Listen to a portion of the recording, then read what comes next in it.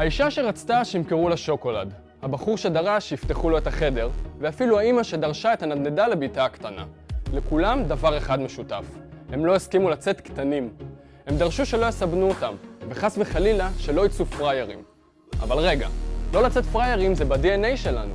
אחד מהערכים שאנחנו מתחנכים עליהם. לא להיות פרייר בישראל זה מס. כשאנחנו מדברים עם מס הכנסה, ביטוח לאומי, הבנקים, המוסכניק, או אפילו המוכר בשוק, הלא לצאת פרייר הזה עומד לנו תמיד מול העיניים. אני יכול להעיד על עצמי שהלוואי שהייתי קצת יותר לא פרייר.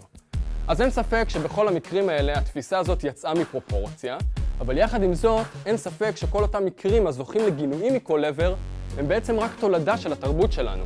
הם האינסטינקט שטבוע בנו. כולנו חלק מהמערכת המשומנת של הישראלי המכוער, כי בעצם אי אפשר פה אחרת. נבחרת ישראל בכדורגל צריכה לחלום על המקום השני, אך בואו נהיה ריאליים. מבחינת חומר השחקנים, אנחנו שווים לא יותר ממקום שלישי, המוביל לפלייאוף. המשחק המעודד מול בלגיה מלמד אותנו שני דברים. תשתיות איכותיות של אצטדיונים בישראל, כדוגמת טדי וסמי עופר, יהיו שוות נקודות במשחקי הקמפיין הבאים. אך השקעה באקדמיות איכותיות לטווח ארוך הם סוד ההצלחה.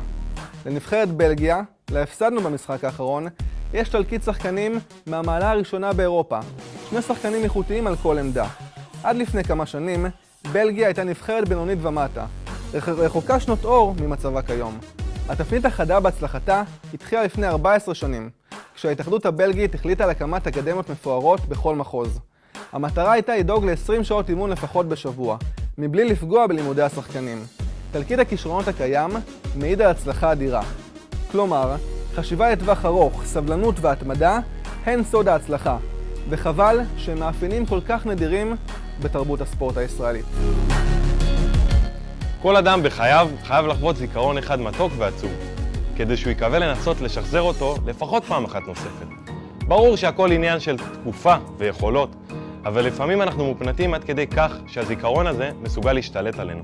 חיים טהורים, תרבות יפהפייה, עושר שלא מותנה בשום דבר, כמה שאני מתגעגע לשם.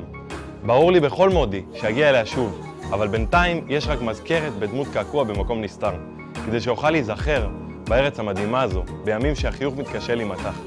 לחוות חלומות בעודך חי, היא המתנה הכי גדולה שאדם יכול לבקש.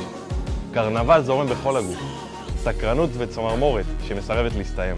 כזו היא מדינת הסמבה המבורכת, ברזיל.